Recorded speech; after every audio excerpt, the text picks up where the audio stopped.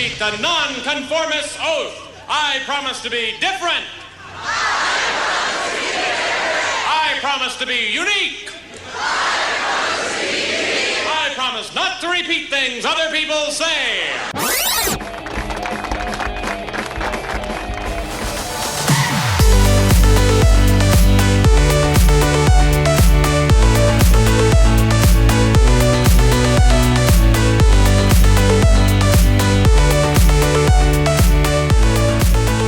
Welcome back to Positive Blatherings. My name is Scott Fitzgerald, and I'm super excited about this episode because we are revisiting a conversation that happened a year and some change ago. One of the last episodes that I did as the Positive Blatherings podcast was with my friend here, Ryan Dacko, and he is the author of the Book of Quint.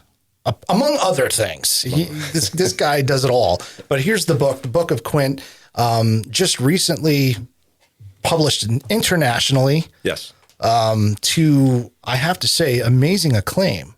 It's been received. It's how fast did it sell out? Like overnight? It was released in.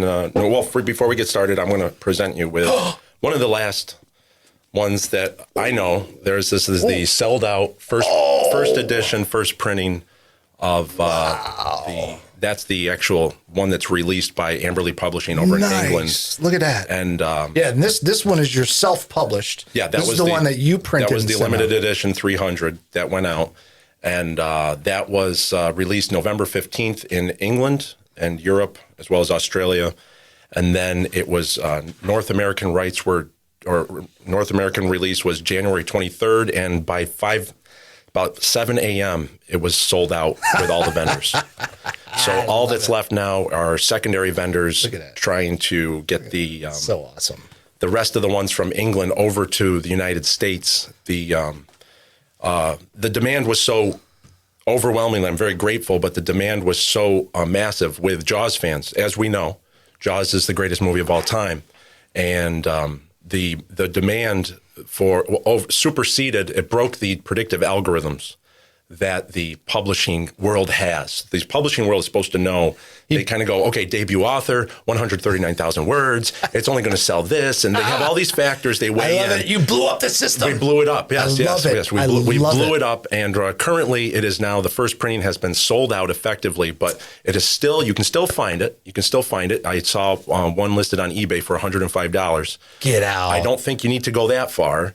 But they have them over in England. It's going to take 2 or 3 weeks. But I see secondary vendors on Amazon because Amazon's stock has been depleted. So Amazon is using secondary vendors from England to sell what's left of the first edition, first printing. And there is going to be a second printing. So I was informed about that. I just don't have any dates. But very exciting because we do know that there's. I'm trying to draw parallels. I try to get data. Mm-hmm. That's my whole thing. Is I try to take data.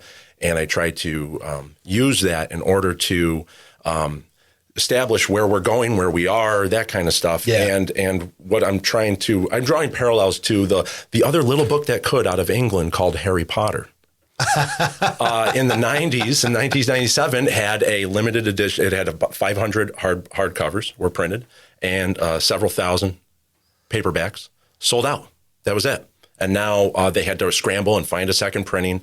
Also broke their mentality back then was this first time author is it going to catch on, right. That kind of stuff. And so we're seeing that same thing here, only that now computer systems are supposed to tell them, hey, in pre-sale you have been your bestseller ranking on Amazon UK we debuted at number 22 on the horror thriller paperbacks in Amazon UK out of all books, all horror thrillers.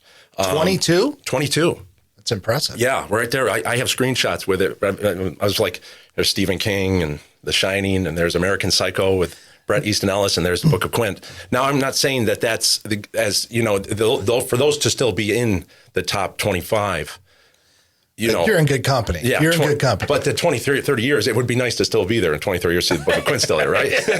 Absolutely. Yeah, so that's the thing is those things, and I was trying to raise the alarm with my agent as well, with the publisher as well as the distributor in North America, that we were looking at numbers coming in that showed that there was a significant demand in the pre-sale, and that there was something happening. This was special. I said, "There's the Book of Quint. There's something special happening here," just like people didn't predict with Jaws, and whether it's the cinema or even the book. 50 years ago, and that's what this is like celebrating. I'm celebrating this with you right now. Is that 50 years ago in 1974, right in February, was Peter Benchley published Jaws. Okay, and that was sold out immediately of its first printing, and we had to go to second printing. That was in hardcover, and then it went to paperback, and that's when it went to 8 million sales by 1975. And you've been saying this since episode 20 of the Jaws Obsession, the Peter Benchley timeline. Yes, the Peter Benchley timeline. So, what remind the blathering listeners what the Peter Benchley timeline is? Okay, so my whole theory has been with this is that in order to get to ultimately celebrate the 50th anniversary of Jaws and to usher Jaws into another 50 years, I felt that a prequel movie would be able to establish context which draws out the subtext in the performances of Jaws and actually works as a good addendum to the original movie to make your enjoyment of the original movie more, but also to inspire you to rewatch Jaws for the next 50 years if there was a quality prequel done. And to do that, I developed what my theory was, the Peter Benchley timeline. If I could stay ahead of that timeline, if I could write that, and if I could get the manuscript done, and I knew that Peter Benchley published in 1974, in February 1974, and then the Universal obviously already optioned it before it went into publication.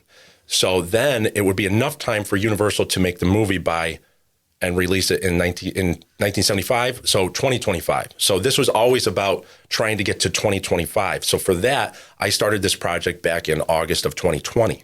So we're 3.5 years in.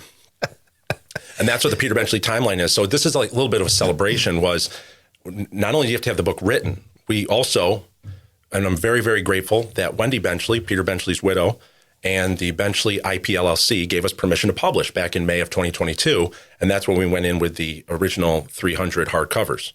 And then this whole last year since I talked to you, wow, what a difference a year makes. Oh, it's insane. Right? Because we're here with an international publication. We found a publisher. I signed with an agent, and we're now in development, book to screen. So those mechanisms are already in works. We're right there, and now we were able to meet the Peter Benchley timeline with an internationally published book for the prequel of Jaws in 50 years later. And going back a year, December of 2022 was when we did that last episode. Yes. And I remember specifically saying, and I don't remember if this made it to the podcast itself or if this was off mic, but I said, if there's anyone who's going to pull this off, right, it's going to be you. It's going to be you, because I say this all the time. So a little background about me, where I am personally right now. Right. I am in what I'm calling a creative dead zone. All right. I'm in the darkness. Okay. And as a creative, I know that you know what that is. It's absolutely. I refer to them as the doldrums as well, using more of a nautical term. but that for me, it's like I know that I have some creation something I want to create, and I can't do it. Okay. There's something stopping me, whether it's my own. I don't know. It's something within me that's stopping me from doing that. Right. And then I look at this. Look at the stuff that I have in front of me. Newspaper, there's magazines from England that he brought here. He's got the new release, the original. I mean, if there is anyone who gets shit done, that you as a person, as a creative person, I don't care if you like Jaws or not, which I don't understand why you wouldn't, but anyway, you have to look to this guy and be like, this is a guy that knows how to set goals. He knows how to achieve the goals, but it's so much more than that, because you come from a place of love. Yes. From this story. Yeah. And it doesn't have anything to do with the desire for fame or accolades or any of that kind of thing. It's because you love Jaws. I mean, going back, Jaws Obsession podcast, I'll reiterate it. I said, your sister Tiffany said, you got to listen. You're a Jaws fan. You got to listen to this podcast. My brother does Jaws Obsession. I'm like, come on.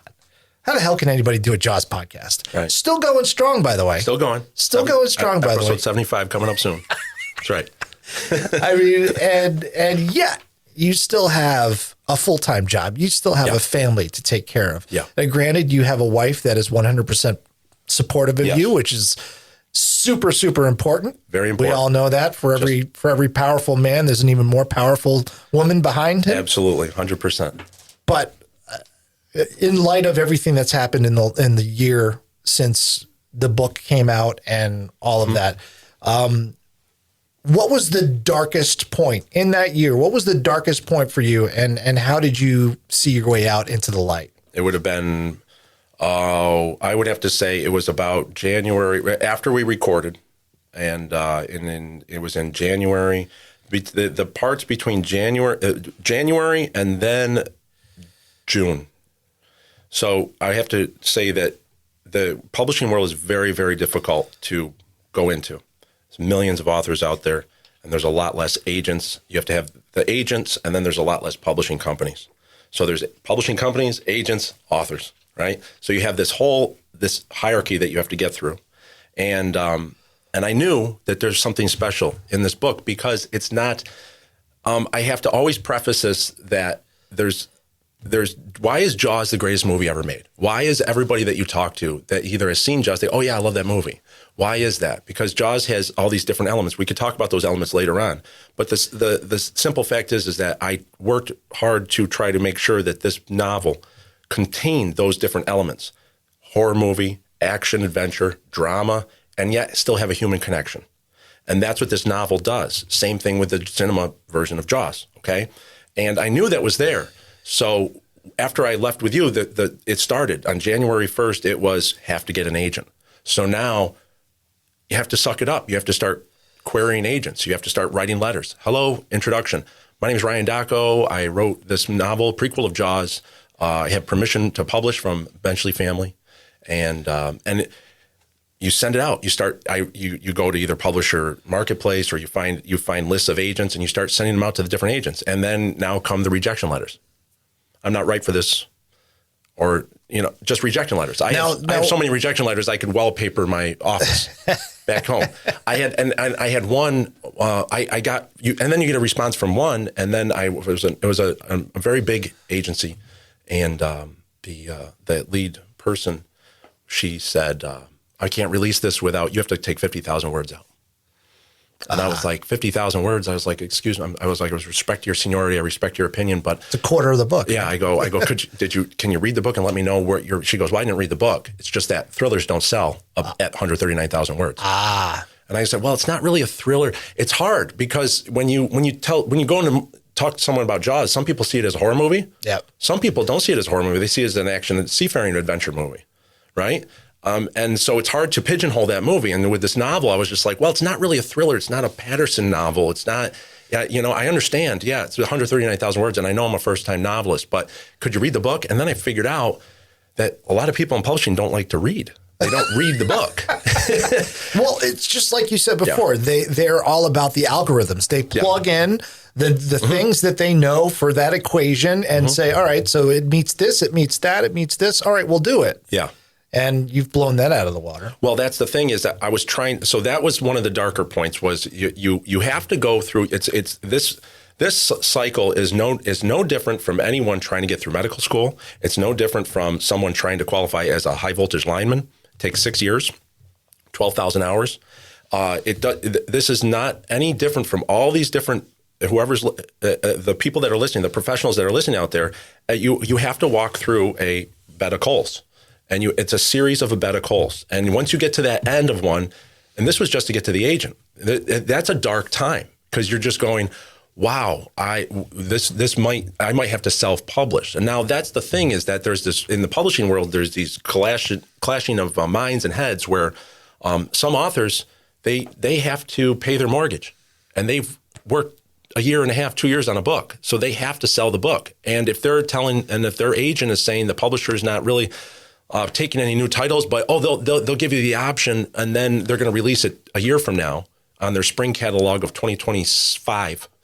They're going, well, that's not good. So they have to go self-publish. But then the brick and mortar stores are like, we don't want to talk to you if you're only going to self-publish through Amazon because that's going to chisel on our business. So we're not going to put your books in our store. You're not going to be able to come to this book event because you're self-published through Amazon. You have to be published through it. So there's this. Yeah. It literally is. So I was sitting there going, no, if we're going to be on this Peter Benchley timeline, it has to be traditionally published, which means I have to get this agent. So it was push, push, push. And that's where eventually there was an unboxing video by Sean O'Rourke and on YouTube. And he did the same reaction as you. He was just, this book is unbelievable. And he put me in contact with my agent, Bill Pettit, which I signed on February 23rd, 2023. I signed with an agent. So he's a book to screen agent. He wasn't really a literary agent. So we had to then work backwards. He usually takes books and develops them for screen. So what I was doing at the same time I'm developing the book for screen, I still am not published.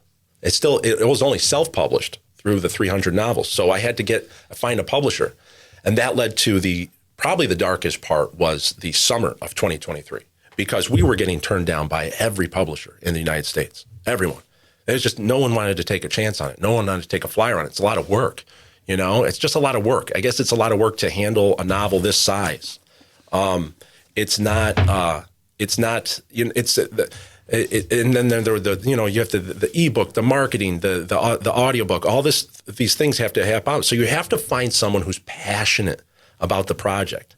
And at that point, I was just sitting there, just keep doing episodes of the Jaws Obsession, just keep doing that. And that's where we finally were able to break out of that from the fateful Robert Shaw hometown of West Houghton, England, in July of 2023. That's when it literally was Robert Shaw that pulled me out of the creative doldrums. If you're going to say there's a dead zone, then I know there are, because you reach these peaks. You're like, great, you got an agent. Back to the bottom. Now you got to go back to the next bed of coals. Great, you got a publisher. Now you got to get it distributed. Go back to the next bed of coals. Start walking. And you get tougher feet as you keep going on. So we all go through these, and it's cycles. It just happens. And I'm just grateful that I have a career where I didn't have to worry about bills being paid, because if it was worried about this novel, if I had to worry about this novel being published and selling, boy, oh boy, I'd probably have gray hair. Well, that's like probably one of the main reasons why people don't ever follow their dream of being an author or whatever it is, whatever kind of creation it is that they've got life to deal with. Yes. How are you going to do this? Yeah. Which, because when you do that kind of creative endeavor, you really have got to put everything that you have into it. Yeah. And some people just can't do that. Well, they can't. They can. And that's I guess I left I didn't do anything creatively for 15 years. I kind of stopped writing. I did everything. I said, okay, I got married with family, and I just focused on line work, power lines, and tried to become the best lineman I could be for 15 years, until I finally just said, I think I'm going to write this novel. And I just said, okay, I'll go back into it. So the inspiration it just built, but I had to almost, it's you have to step away, and then you have to almost gather your thoughts. That's why I say that if you watch some of the best directors or their best work or the best writers, once they reach a level where they're famous or where they have a career, when it's their career, then the real pressure gets on, and their work kind of subsides, or they sell out, or whatever the fan base goes. So it's not like their old stuff. It's not like the stuff they did before, right? And why is that? Because they were hungry, and then they got this. So you have to constantly keep yourself in that hunger stage. That's my theory. That's why I'm not going to quit line work. Everyone's like, oh, you're probably going to quit. No way. That keeps me sharp out there. And you driving up here, there's a snow out there. We had a big storm 2 weeks ago, but I'm like watching the power lines. I'm like, oh, and I wonder if there's any trees on the wires in here. And I'm like patrolling the wire for them out there while I'm driving in, because that's my mindset. Don't look at the wires behind this building, please, whatever you do. They're like 4 foot off the ground. There's like foxes jumping over them and whatnot. That's the thing. I come out there and I go, oh, that should be taken care of. That could be fixed, all that kind of stuff. So you look at that kind of stuff and you just go, okay, but that's where it pulls me away from all this, the publishing world, and it pulls me away from the book stuff, and it keeps me involved. So I believe that makes me a better writer when I come back to it, because I have this other side. And that's where I think that people who feel that they don't want to take the risk, or they don't have you're not designed to do it full time as an artist. I mean, I'm reading a biography on Da Vinci, and this guy, he did everything and anything, but he never really completed anything. He was just always kind of doing stuff and leaving projects half finished, just a genius of a guy. But that's what made him so great, is that he was always like fascinated with human anatomy. Okay, I'm going to be fascinated with, weapons of war. And he's going to design a different catapult or something. And it's just like that. I was like, wow, it's just, that was his thing. That was his brand. And that's what everyone has that in them, I believe, is that you have that in you to be a creative person. It's just that we've always been so drilled in that you have to do it as a career.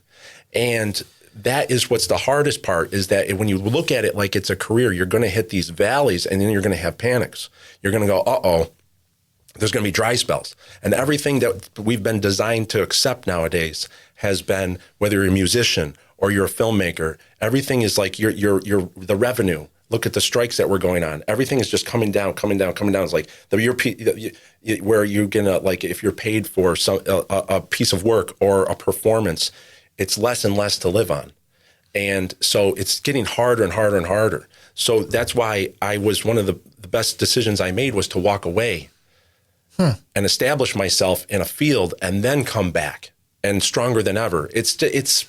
Gosh, they talk about the kung fu movies or even even Star Wars. Between Empire and Jedi, Luke goes away, finishes his training, comes back stronger than ever. Right. This is not new. This is done in all the stories. The hero's journey. Yeah. And that's what I'm saying, is that if you do reach a level of creativity where your creative level is down, it's okay to walk away and then pick up something new, and then that will spur it later on. It might be 1 week, it might be 1 month, it might be 1 year, but you're going to come back stronger than ever. That's really comforting, because I just started playing guitar again. I used to play guitar in my 20s, played in bands and stuff, and haven't played pretty much since we started having kids. 2003 was when my son was born. He's 20 now. Wow. And so I started playing guitar, and I'm like, he's a musician. He plays trombone, plays in jazz bands and stuff. Okay. And we go to the gigs, and I'm like, oh man, I forgot how fun that was. Sure. So I was like, I'm just going to play guitar again. So I took my old Stratocaster, just still in good shape, took it to a guy to get it fixed up. Shout out to Andy Babiuk at Andy's Fab Gear. And he's like, what was the last time you worked on this? Had any work done on this guitar? He's like, it's been a while. I was like, 25 years or so. Mm-hmm. But I'm starting over. I'm going back to the rudiments. I'm going back to learning the scales and learning the arpeggios and all this kind of stuff, because so that idea, it's funny that you say, walk away from something and then come back to it. Yep. It's exactly what I've just done. Like, then you're on the same wavelength. So I'm on the Ryan Dacko timeline. That's right. That's what we should all be. We should all be on the Ryan Dacko timeline. Well, thank you very much. That's it. What you're doing there, and that's great that you have a special bond with your son like that, because that's going to feed into his progression in life. And he's going to see that, because he's going to run into these roadblocks. We all do. And he's going to see how you're handling it. I mean, it could be something as simple as a Rubik's Cube. Just try to solve a Rubik's Cube. I can only go I think minute 30 is my fastest time, and I cannot. Wait, so hold on. Let's go back. You can solve one in a minute 30? Yeah. That's slow though. Yeah. Okay. Yeah. The world record's like 6 seconds. So someone gives you a Rubik's Cube that's completely fouled up, and you could just go. Yeah. It takes me about a minute 30. Yeah. But see, there was a time when I was sitting there, I was like, I want to be able to solve a Rubik's Cube. How do you do it? Okay, it's a series of algorithms, and you just learn those algorithms, and then you just say, okay, you start with one layer, and then you just fill out and you work your way up, and it's just a series of algorithms that you have to memorize. Now, I don't have the capacity to memorize the 60 algorithms to get sub 1 minute. And if you want to get sub 30 seconds, you have to memorize 100 algorithms. Wow. Right? So it's like okay, so I was able to do it. But that right there, it exercises another part of the brain. So then that taught me a lot. The Rubik's Cube taught me so much about, from novel writing to playing billiards, pool. I tried my hand at being a semi-pro pool player. When was this? I didn't hear about this one. Oh yeah, we didn't talk about that. Yeah, I love pool, and that's where on the Joss Northeast 9-ball tour, There are some great pool players in the Northeast, and since 2007, I follow a world of professional pool and very closely. And I have a good friend who's one of the best players in the world, Jason Shaw. He's an acquaintance of mine, I should say, because he's always busy. But I've watched him play at the Turning Stone many years. He's won that, I think, 9 times, and he's going for 10. And but pool is the same way, like a Rubik's Cube. Yeah. You have 9 balls. You're playing 9 balls, so it's succession pool. It's the same thing, The Color of Money. And Marty Scorsese did The Color of Money, and he describes at the beginning the rules of 9-ball. You have to sink in numerical order 1 through 9, right? And if you make 9 off the break, you win. So there's a little bit of luck involved. So I got into that, and I to the point where I had professional coaches, and I was going on. I would play. I came to Rochester to play in a tournament. I played at the Turning Stone Casino on Mike Zuglin's Joss Northeast 9-ball tour. But what I never the amount of hours that you have to commit to be a professional. You have to 10,000 hours to be a professional in anything. Sure. So you're competing with guys that play 8 hours a day, practice. Right. They have professional coaches. And if you're coming from a full-time job, you're never going to get to that level. But you can at least be up in the air with them on that level for a brief second before they clobber you and send you to the rope. And during that, you watch their process. And the process is the same thing as a Rubik's Cube. It's the same thing as writing a novel. There's a pattern to it all. There's a pattern. There's a correct way to run these 9 balls out in the correct pattern. Or you can run them out, but you might run into another and you might do it the wrong way. So everything has a pattern. And that if you find out that correct way of doing it, you'll be able to achieve anything.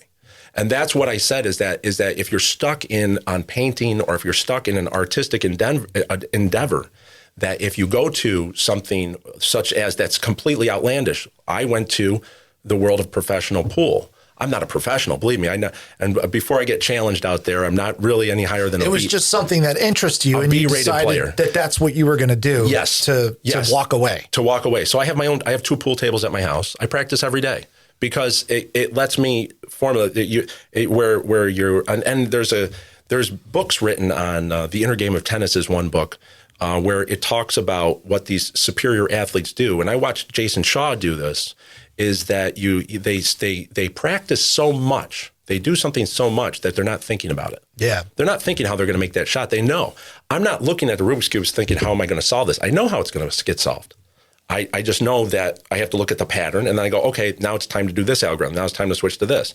But you don't think about it. You just do it because you've done it 1,000 times. So you just do it, and that's where the great elite athletes, whether it's tennis players, that's what the inner game of tennis talks about. Is that there's 2 voices. There's voice 1 and voice 2. Voice 1 is you stub your toe. You go, Ryan, why'd you do that? That's voice 1. Okay, that's your conscious voice. But then there's a subconscious voice. All right, when you ride a bike. Do you actually sit there and say, don't fall off, go like this, when you breathe? Do you actually sit there, okay, time to breathe out, time to breathe in? That's your subconscious voice. And you have to tap into that subconscious voice. And how do you do that? Repetition, repetition, repetition. So I learned that by watching these elite pool players and how they're able to navigate some of the most intense stress. When you're down there and there's 100 people watching you, and you have an important shot, your senses are heightened, you're shaking, but you have to be steady. So you have to shake, but you can't shake. So you're shaking inside. You have to really be steady. And then you find out really what you're made of. And that's what came down, and that let me into thinking, I can write this novel and I can put myself in front of the world. Because I was able to achieve that level for a brief moment, not as a career, but I was able to. At one point, I was sitting there I was playing a pool player from Boston, and I was at the Turning Stone Casino. There's 18 tables. And I sat back, and we're tied. It's like 8-8 in a race to 10, a race to 11. And I look around, and there's Johnny Archer, 3-time U.S. Open champion. There's Jason Shaw. There's Rodney Morris, all these great pool players. And I go, who am I trying to kid? But hey, you're here right now. Isn't that awesome? And that's where I said that I can have the confidence to be a novelist, even if I didn't write anything, If I could get to that level, even if it's for a moment, wouldn't that be beautiful? And that was the genesis of how I was able to tackle this. So my advice to you is play that guitar, play it like you mean it. And even if you never get to the level of the great guitarists, you're going to be able to find something about yourself that you're going to actually go look at the progression. And I always use progression. Everyone is so bent on one day, like, why am I, it's not working now. It's not working now. It's not working now. If you can take it at 1 year at a time in 1 year increments, if you're better off than you are this year than you were at this time last year, you're actually progressing. And that's not bad. Now, you might not be where you want to be, but aren't you better off? So if you make improvements, then you'll notice next year, you're going to be like, wow, remember that? And so that's why I always, this conversation, if everyone watches the prior episode from a year ago, look at where we were. We just had one book, and now look at where we are. We're bringing 33 5-star reviews on Amazon. We're bringing a sold out. He says first we, edition. But it's him, not me. It's we. It's we. We're all in this together. We all know that. How do you, or I don't know if you do you have any instances where you've got a lot of self-doubt? Like, and how do you overcome that? Because you don't come across to me like a guy who is bothered or, has a problem with any kind of self-doubt. You're so confident and you're like, oh yeah, I can do this. I'll do it. And you do. Mm-hmm. So what happens when your voice number one in there says, Ryan, what the hell are you doing? Yeah. It happened this last week. There's not a day that goes by that you don't think that you're behind. I feel that I'm behind every day, that I'm not doing enough. Now, would you, and this is probably not fair to ask you, but to try to compare yourself to other people, mm-hmm. But to the average person, would you say that you are maybe harder on yourself than the average person probably is? I mean, I think if you hold yourself to a certain standard that I think most people don't even consider. I'm telling you that you set your goals and you watch the higher performers, whatever field you're in or other fields. If you watch the higher performers, they never settle. They're all, even if they come in second or third in a tournament, or they're still going over themselves. Why did they do that wrong? Where most people be like, wow, I got to this. You never sit and rest. I'm telling you, I was reading this novel. I'm going to be honest. Let's just be right honest. Do it. I'm reading this novel. I find another spelling error in it. And this is the one that's sold out. And this went through editors. This went through the publication system. I found a spelling error, and I was so mad at myself. And here it is. This was like the day after it sold out of the first printing. And I was so angry at myself that there was that error got through. But that wasn't just that. It was a culmination of, I was so upset that there weren't enough books for people. And I was trying to sound that alarm. And I said, did I not make myself clear enough? Did I not work hard enough? Why is there not enough books for people? Why did Walmart cancel all those orders? I took that upon myself so heavy. And I think I touch on this in the next episode of the Jaws Obsession.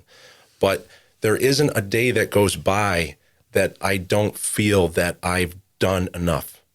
And that's, I think, where it has to be. You have to constantly humble yourself to life.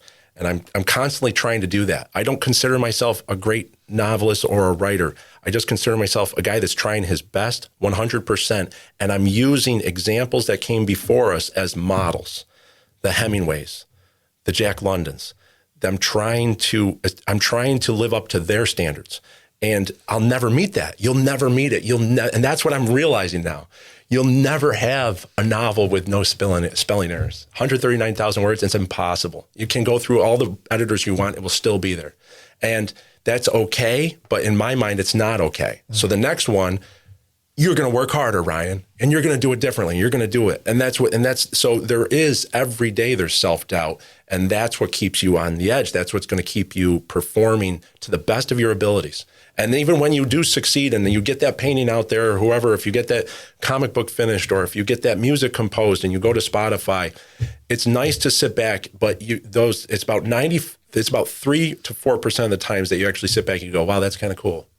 I was just going to ask you that. I'm like, with this, you're holding yourself to this level. How can you ever sit back and really go, this is pretty freaking cool, man?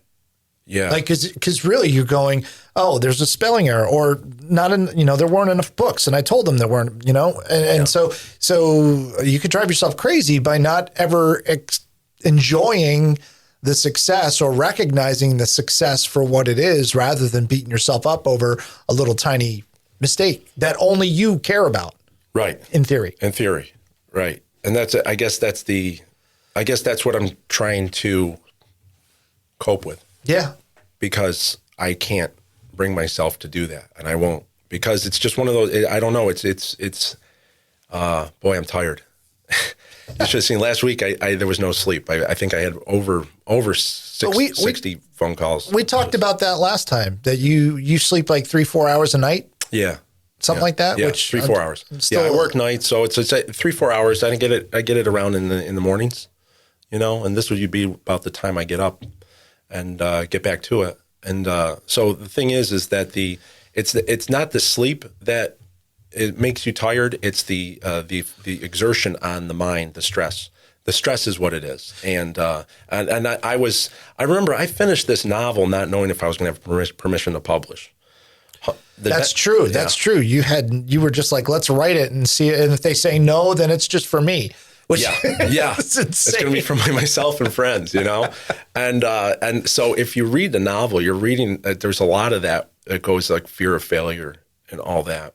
That's pretty much it right there. So I wonder if it's worth having you do the elevator pitch for the Book of Quint. Sure. Like how did you? I know you wrote your query letters. Yeah. Umpteen query letters. Yeah. But sitting down. Let's say you sit down with who's the guy? It's Zanek's kid, right? Okay. Yeah. Dean Zanuck. Dean Zanuck. Yeah. So you said you got a meeting with Zanuck, and wouldn't that be nice? And he says, "All right, Mr. Jaws guy, tell me, what do you got?" First of all, I very much respect Mr. Zanuck, and he did say that this was one of the best Jaws projects he's ever seen. There you go. But yes, so what I did was I would basically sit down, and you start off by saying, 50 years ago, Peter Benchley published the novel of Jaws. And that was made into Jaws in 1975. 50th anniversary is coming up. So you always preface it with, and I never walk around without this right here. Okay? I never walk around without the novel of Jaws, because that's where it started. Right. But we have to say that the Book of Quint is from the movie canon and not necessarily from the book canon, but as a guide. This is where it started. Right. One guy at a typewriter, one book. Okay. And then that went on. Everything's were added. The Indianapolis stuff was added, right? And a lot of the characters changed. Obviously, Hooper, all that kind of stuff changed. Yeah. Okay. And then, but that is where it's out of respect for the material. And that's where I always started off the pitch, was give you what happened. And now here's the prequel to Jaws. This is to show the life of Quint from 1945 to 1968 in the years prior to the events of Jaws. And from surviving the sinking of the Indianapolis to coming to Amity and the rise of the nautical legend Orca. And this is the story that I have that I wrote, and it's permission to publish by Benchley IP LLC. That was a huge moment. Oh, totally. That was huge. When they gave me permission to publish, it was like, okay, it's like a license to do it. There it is. Yes, here it is. And then from once you get that, now it is.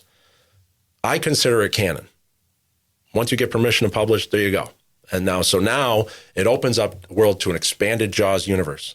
And by expanding Jaws universe, you now inspire people to go rewatch Jaws. So should Universal Studios option this book, they have Jaws going to turn 50 in 2025.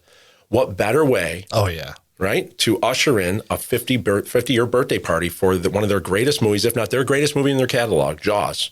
Now, have you gone through the story of the Book of Quint in this elevator pitch? I know you start off with the Benchley timeline and stuff, but how, because it's a big book. There's a lot to it. Yeah. Is there the 3 books inside the book, right? It's 3 Pretty parts? much, yeah. It's like 3 parts. It's like a 3-act. So it's over it's 400 pages long, 3 acts. Yeah. But each act can be its own movie. Right. Right. So that was the idea was like, what, is this going to be 1 movie? Is it going to be 3, a trilogy?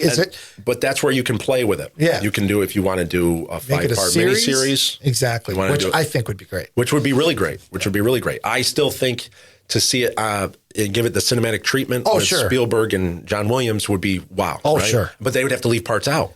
And that's the thing. It's like there's a catch-22 to everything now, right? Yeah. So that's for them to decide. But the thing is that it's here, and that's where it is, and it's hard to you have to. The pitch deck was very important. The pitch deck is a assemblage of files, images, and that is pretty much I created that with at the guidance of my agent, Bill Pettit, which is it's about 25 slides. PowerPoint or a PDF, which describes what the Book of Quint film would look like, and including budgetary. It doesn't go that far. Demographics, anything like that. No, this is just to get in the door. This is just the story. Yeah, this is just to get the wheels moving. Right. And use those AI images. Now those have been added to it. Those are unbelievable. Those right? things. Do I have your permission to use some of them? Absolutely. Put them up on screen. Yeah. Yeah, we'll show some of those. We'll filter through. When I first saw those, when you were posting those, I was dying. Right. Especially because and the technology just came out. It was like we were doing a countdown to the Book of Quint coming out in November 15th. So I did a 31 days to the Book of Quint. And I was playing around with this was actually that I have to say that it wasn't just myself, it was multiple artists were throwing in their 2 cents from around the country. John Tedder down in Alabama, we had Sean O'Rourke, and there was a few others that were pitching in, and there was some great imagery was coming out. And I was going, exactly, look at this. This is literally, it looks like the cinematic version of what the movie would look like. It's unbelievable that technology just came out at that time. So we were able to do 31 images, 31 slides that take you right to D-Day for the Book of Quint. And it really caught on, especially with the higher-ups. So I can't really tell you the strike was going on at the time, right? Yeah. So the strike was not settled. So the meetings, we lost momentum on the meetings and all that. But the simple fact is now they're really paying attention because they were watching this rollout to see what happens. Everybody's paying attention. Everybody's seeing what's going on, and those AI images they just bring you right into they just paint a vivid picture of what a possible movie would look like. And boy, that technology didn't exist not even 2 months prior. So everything seems to be working out. That's why I said everything seems to be working out. Like this book has just been every little step of the way. It's just like, oh no, it works out. Well, oh no, it works out. When I first learned about it, because I caught on to the Jaws obsession before you reached episode 20. So I was waiting along with everyone else to find out what was going on. And you hinted at, actually, I don't know if you actually told me or not. I don't know if we started talking yet. No. At that point, I don't think we did. I don't think so. And shout out to John Tedder. I've got some of his stickers on my door out there. All right, love those Amity Island stickers and everything. Check out what's his. He's on. That's a Quint Shark and Shack over at Etsy.com. Yeah. That's the name of his shop. Great stuff over Quint's there. Shark and Shack. Actually, through following you on Instagram, I've seen a lot of very cool people that are in the group with you, that are really incredible Jaws enthusiasts. Yeah.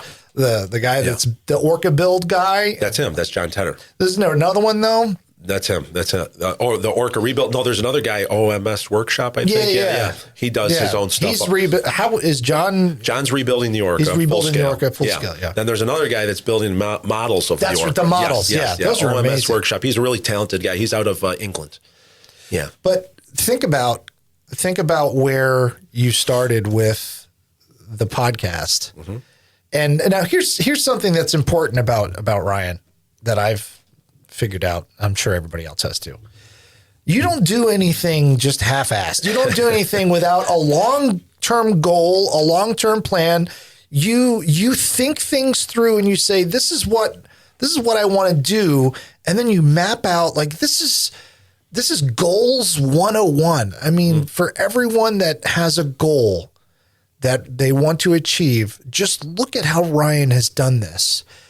He decided he was going to write this book, and the end goal of, the movie and the whole thing, what's the best way to get this out there?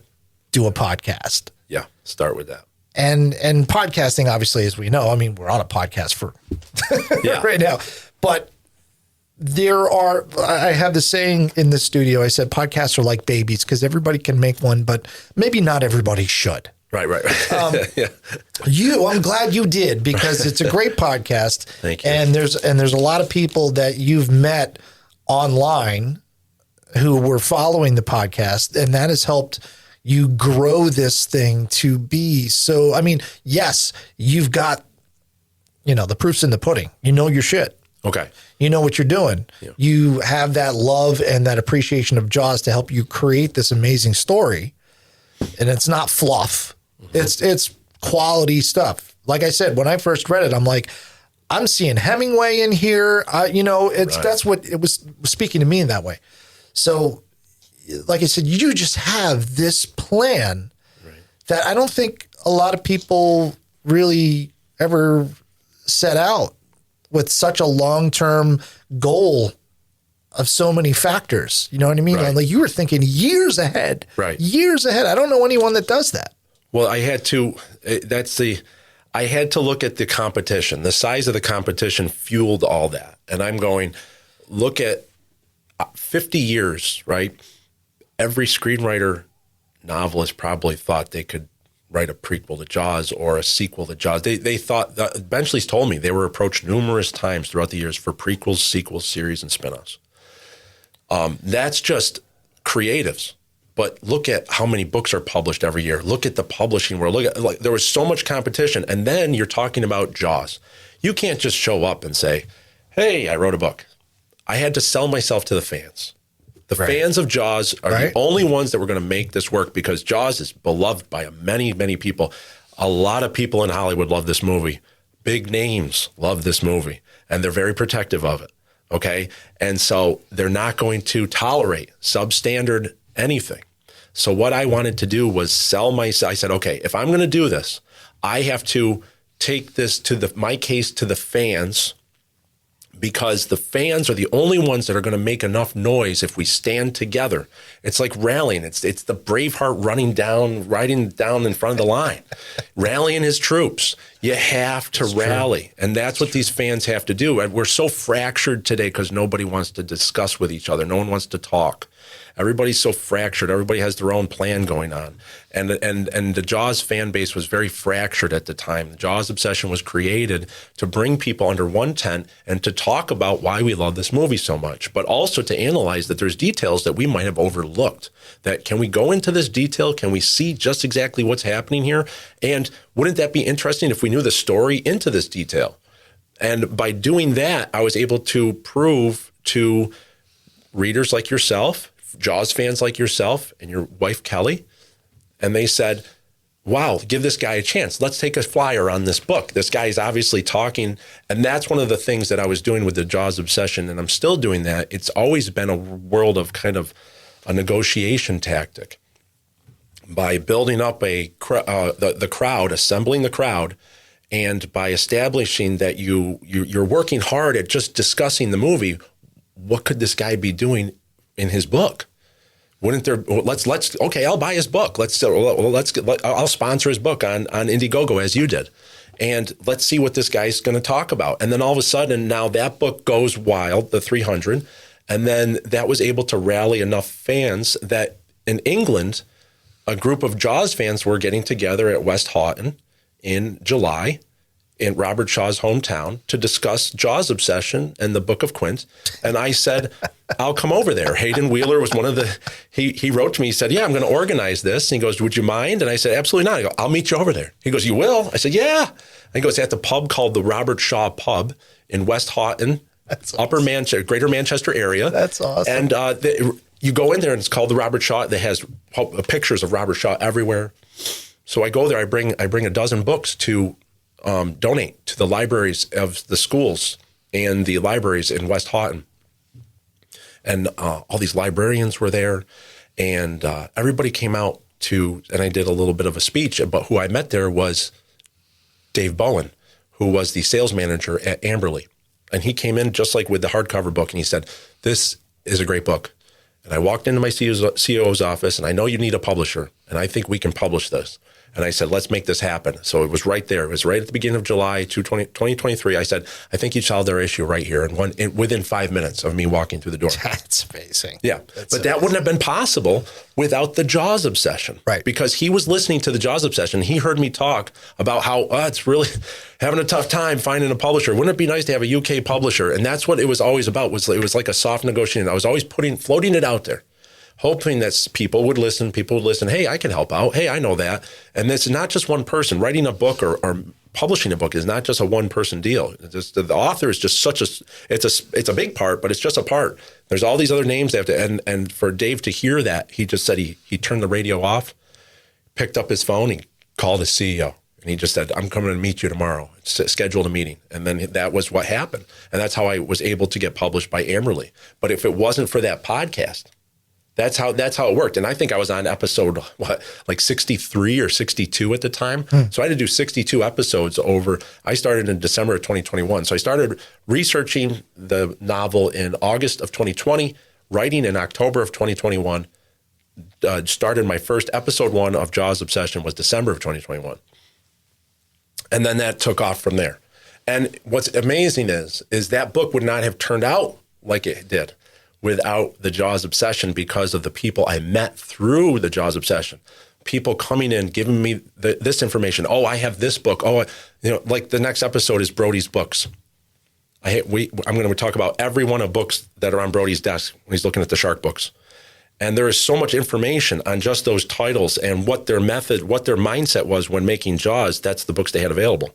So you can actually interpret why certain characters talk about rogue shark theory and all that stuff, territoriality, because these books are what they were talking about. It's fascinating.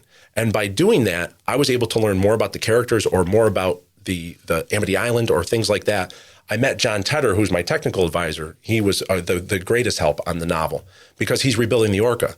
I can't write Quint on the Orca without knowing dimensions. I need to know that aft deck is 10 feet, 6 inches. I need to know these different dimensions so I can actually visualize and write that in the novel. Never would have met John without episode 2 of the Jaws Obsession, where I was talking about the SDU-5E strobe light that Hooper puts on the yellow barrel that I had in the Coast Guard. That was our safety strobe light that we would have on our search vests. And that's the first episode that I heard. Oh, okay. All right. Yeah. I'm remembering it. It was episode number 2. And then I don't know why that was the first one, because I was listening on Apple on my phone, and I can't ever get the podcast app to work properly. Okay. So when I heard that, I was like, I gotta go back. And then, yeah. The research that is in this book, and that's the one review that I read, and I can't remember who it was. I think you said, it was posted on Instagram.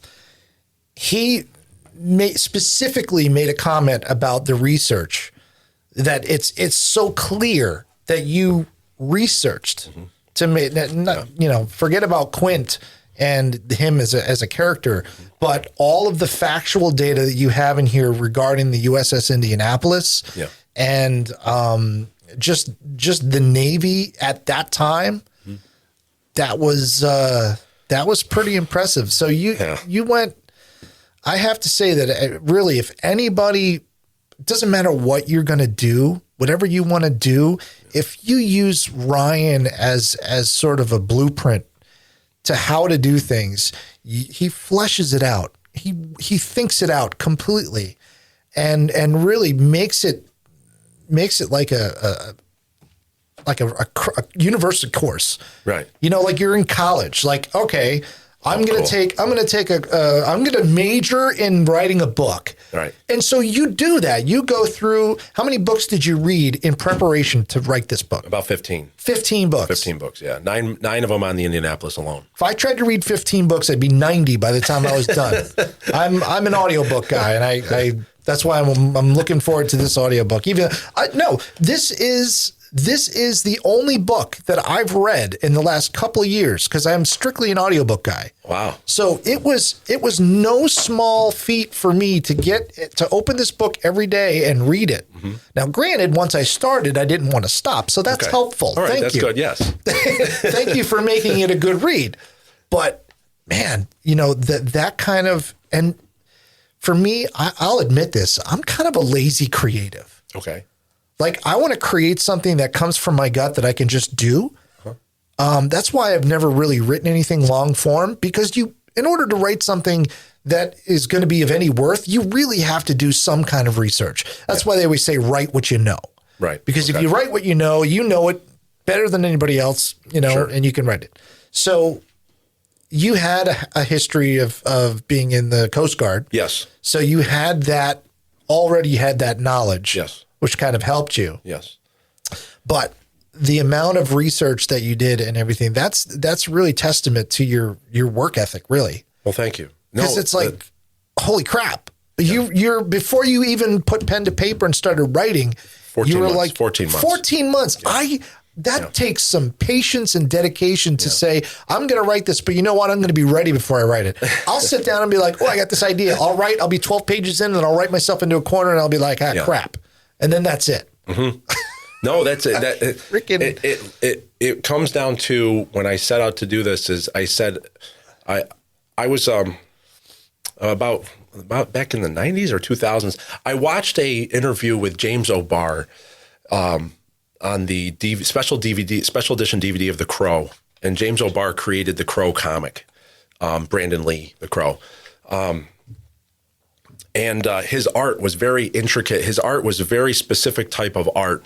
And he was saying how when he was learning to illustrate, when he was learning to draw, he said that most comic book artists, and that I used to dabble in comic book art back in high school. Of course you did. Everybody wanted to be Todd McFarlane and Jim Lee, you know. But I can do a pretty mean Spider-Man.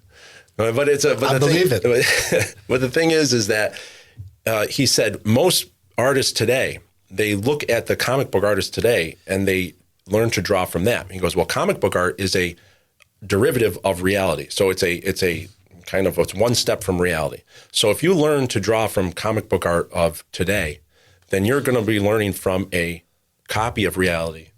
So you're going to be 2 steps removed from reality.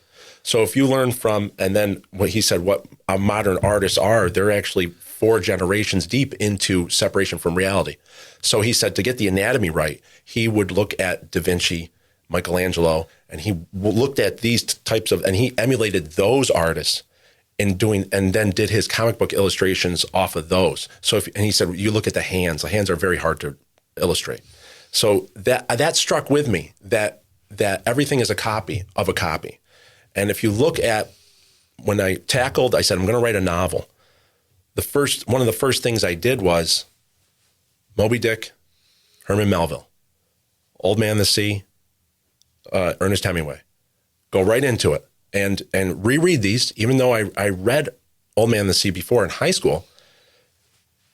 When you read them at an older age, and when years pass, they take on a new meaning. Yeah. But what it is that I said, I always felt, if I'm going to write a novel, I want to write something that can be considered literature, that can be taken seriously in a college. I wanted so much to write like that, not a pulp novel or not something. So I did not want to do in that style. So I went back. I didn't trust me, I'm not really that heavy of a reader.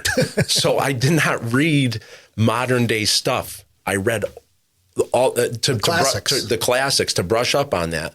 And then I said, I owe the respect to the Indianapolis guys, not only the men who gave their lives, but the survivors. Yeah. And this has to be emotionally being able to connect with that. So I read 9 books alone on the Indianapolis. And I really wanted to get into there and find a lot of that stuff you see. One review I read recently, it was a very good review, but he was very disturbed at the amount of gore and what was going on. That's how it happened. I toned a lot of it down. Yeah. I can tell. That's just only the last day in the water is for 11 chapters, and the first 11 chapters are last day in the water. They were there for 5 days. There's horror stories that I don't even want to mention that I was reading about, and I was like, oh man, that's too much. So I had to tone it down, and still some readers are saying, wow, that's really effective. That's really heavy with the gore. And it's true because all that stuff happened. A lot of those things that I write about, I'm not making that up. That's actually from firsthand accounts that I assembled together. You know what? And I think I mentioned this the last time we spoke, but I think one of my favorite parts of the Indianapolis part of this story is what you've done for McVeigh. Yeah. For putting that out there, because he was the captain of the Indianapolis and was pretty much the scapegoat for that disaster. And it ruined his life. Yeah. And it shouldn't have. No, not at all. And I don't feel his name is known.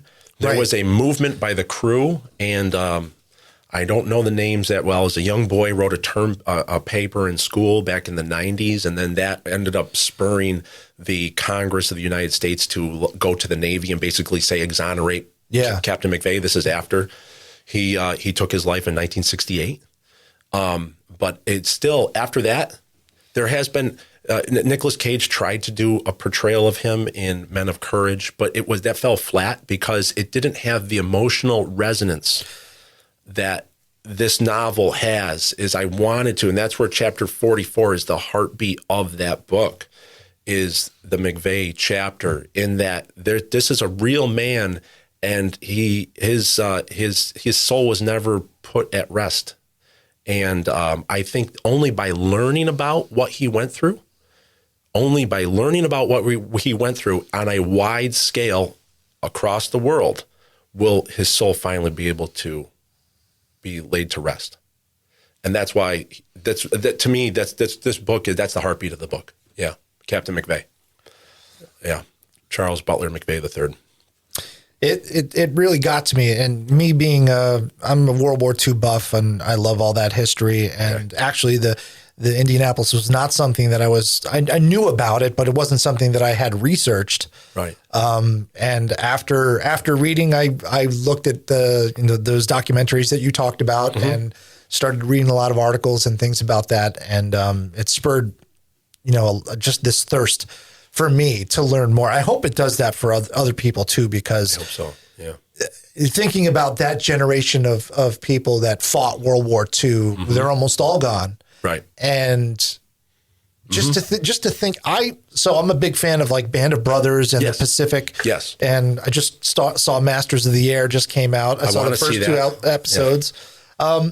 And I think, I'm sure I'm not the only one that does this, but I put myself in the situation of those guys. They were kids, of those kids, thinking about when I was 20, when I was 19, being thrust in the middle of a world war, and to think about what they had to go through and how they had to just push on and deal with it. And then when they came back, mental health science was not anywhere near where it should have been. Right. So they all had so many problems that they could have fixed. They could have fixed, but it just wasn't the time. I don't know the number specifically. I want to say it's either 6 or 8 of the survivors committed suicide of the Indianapolis. A lot more lost their families, lost their jobs, alcoholism, drank themselves to death. Yeah. So maybe not commit suicide, but life was over for them as they knew it. There was not the help that there is today, the awareness, and I think that even there could be more awareness even now. with PTSD. I think we talked about that in the last episode. Yep. But it's interesting that you say that with the Indianapolis, and that they were just kids.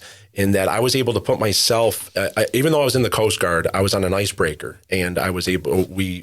I've been to the North Pole. I've been near the North Pole. I've been to Antarctica. I was across the Bering Sea 4 times. So I sailed on this ship around up and down the Pacific, one end of the planet to the other, and one of the moments that really got to me was off of Fiji. We were doing scientific operations, and we stopped the ship and put the spotlights into the water, and there were the oceanic whitetips. They were flying through the beams of light, and they were tracking our ship. And that chapter 2 is I saw that with my own 2 eyes in that area of the world. That's what happens out there. And I just remember thinking, wow, if there it is, if I were to fall over right now, it's done. There's no way you could launch the rescue ship, or there's no way you could turn the ship around. You're gone. Those things are, they're there. And I was able to put myself in that. How would I have handled that at 20 years old? Yeah. At 21 years old, those type of and what these men went through. I don't think we can talk about it enough, because the future generations, as we're looking at what wars are going on now, everyone is so expendable with drone warfare and all this kind of stuff. And it's just we really have to cherish life. And that's where, by respecting what these men died for, I guess telling this story, you actually can learn going forward to respect their lives and what that means going forward. For what it's worth, the younger generations, I noticed that Jaws was becoming a cartoon. I have a 17-year-old son, and him and his friends, Jaws is just kind of some old movie with a cheesy shark, right? And Captain Quint was becoming Captain Ahab in many ways. I mean, they will drink your legs and all these different the one-liners, the stereotypes. Yeah. But and people seem to think that it's just that one speech. It's much worse than that one speech. And I said, if I could draw context from what that speech is derived from, when he talks about the tiger, 13-footer, and when you actually see there was a 13-foot tiger shark bothering the men, they all called Oscar. Oscar was what the code word they gave to a Japanese kamikaze plane. So they would call those Oscars, and here they called this tiger shark Oscar. So that was their way of dealing with this. They looked at it like it was an attack plane, that was coming around. Oh, here comes Oscar. So that's in the book. And that's where I wanted to draw on the reality of the situation in order to show future generations that this is real. This really happened. And I'm happy that people are seeing that first part of the book is it does just that. It puts you right in the water with those men, and it gives you by the end of those 11 chapters, you want to get out of the water. And that's what I was just telling to someone that said they might think that the water part is too long. That it's like, no. It's like, to me. Oh, it's crucial. I made it crucial. I wrote it that way because I wanted you as the reader to suffer with these men, to just go, oh my, it just won't stop. It just won't stop. And you cannot see the end. You cannot see the end. Have you gotten any response from veterans, from anyone ed connected to the Indianapolis, or just veterans in general? I have two. There's two things. Ed Rodriguez, a good friend of mine now. He's just like you. He jumped on the early campaign. I met him through the book. Loves the Book of Quint. Loves Jaws. He is in the same town as one of the last survivors of the USS Indianapolis, and he was able to find that survivor's daughter, and he was able to bring the Book of Quint. I sent him the Book of Quint with an inscription, and he brought that to the survivor's daughter, who gave it to him. So we were able to get a Book of Quint to the last surviving member of the Indianapolis, which was such a good. It was a good feeling. And then recently, so we recently did an episode. Well, not recently. It would be in the summertime. We discovered that there was a specific sailor that came back from the Indianapolis, and he became a shark hunter. out of Florida, out of Tarpon Springs, Florida. His name was Robert Gause, Gause. And this is episode, I believe, 64 of the Jaws Obsession. Dan Carver is a gentleman in England, and Andy Curry is a shark scientist. They gave me this book called Sharks, Silent Killers of the Sea. Or it's a certain book. And in it is verbatim some passages that are right into Quint's speech. This man had a friend bitten in half below the waist, reached over to him one morning. He upended. He tells the whole story in this book, right? So we stumbled upon that this man, even though Frank Mundus is the shark hunter that inspired Peter Benchley to write Quint, the Indianapolis side was this man, Robert Gause, that no one knew about. And is that just a coincidence, or did that book inspire the actual part of the? That was from Carl Gottlieb himself. Said that book was on set. Okay. Yes. Okay. So they actually had this, and they were reading from this, and that's what Robert Shaw would have drawn from. Wow. In order to craft the final version. Some people say it was John Milius, Carl Gottlieb, right, and Spielberg, and there was all this mishmash. And Robert Shaw finally did the final thing. So this man, Robert Gause, came back from Indianapolis and would go out, and he was a commercial fisherman, but he would kill sharks in his spare time. And there's pictures of him with a shark strung up, and he went on to have a family and all that. And so we just stumbled upon this name that no one ever talked about in Jaws lore, Robert Gause, the actual inspiration for the Indianapolis side of Quint. And recently, not only last week, I get contacted by a Robert Gause, and he says, that's my grandfather. He taught me how to hunt for fish and sponge off of Tarpon Springs, Florida. And he says, thank you so much for bringing this name and the spotlight on my grandfather. And that was done through the podcast, through the novel, all of this stuff, right? So that's kind of what we're talking about here, is we're extending we're extending the light into the future. It's amazing. It's amazing. It's more amazing than I ever thought. Yeah. So we're coming up at the end of the hour or so. Okay. Hour and change. Yeah. What's in the near future for you? What can people expect, and what do you want people to do? Okay. Second printing of the book. It's going to be big. It's going to be wide. It's going to have to be to meet the demand. If everybody wants to read the Book of Quint, it is on ebook on Kindle, Apple iBooks, and Google Books as well. If you have a Kindle, you can read the ebook.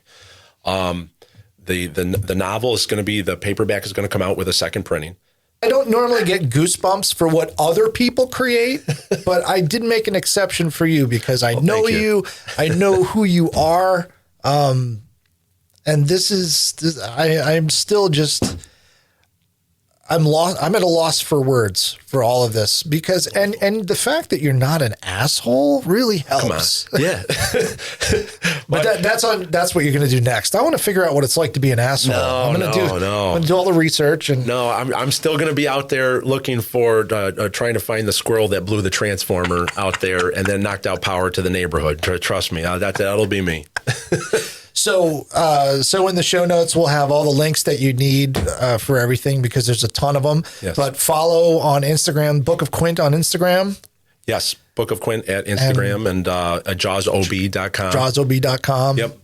That's my site. That will lead you to all the links. Also, you'll see a link tree at jawsob.com that will lead you to all the vendors. Whatever country you're in, there's a link for you. You'll find access to the book once we get the second printing because it's out of stock in many places. Amen. It's all right. Everything that has happened from the start has happened in the right way. Things like the universe, the book, The Alchemist, right? By Paulo Coelho. Okay. Or something. He says, the universe conspires. Whatever it is that you dream, whatever it is that you truly want, the universe conspires to make it happen. Okay. And dude, the universe is totally on your side. It's happening, right? Yeah. You just kind of got to bat it around a little bit. But that's the thing, and I know there's probably there's always these people, there's probably going to be someone who says, oh, whatever, he's lucky or whatever. But I'm telling you 100%, this guy is work. He is dedication. He is resolve. He is focus, and all of those things you need to accomplish. I mean, yeah, talent helps. Right. You've got the talent too, so good for that. Thank you. But all of the other things, if you have, you can have tons of talent and none of those other things, and that talent is going to be for you and your family. Because nobody else is going to get to enjoy it. But thankfully, the rest of this world gets to enjoy the Book of Quint and Jaws Obsession podcast and everything else that's going to come down the pike from Ryan Dacko. Thank you so much. I am so Scott. happy that you were here, taking the time. Thank you for having me on the show. And I'm sure there's going to be another conversation down the line. We're going to do part 3. And we'll have Mr. Cavill in here, and we'll talk about the movie. How about that, right? Thanks again, man. Okay.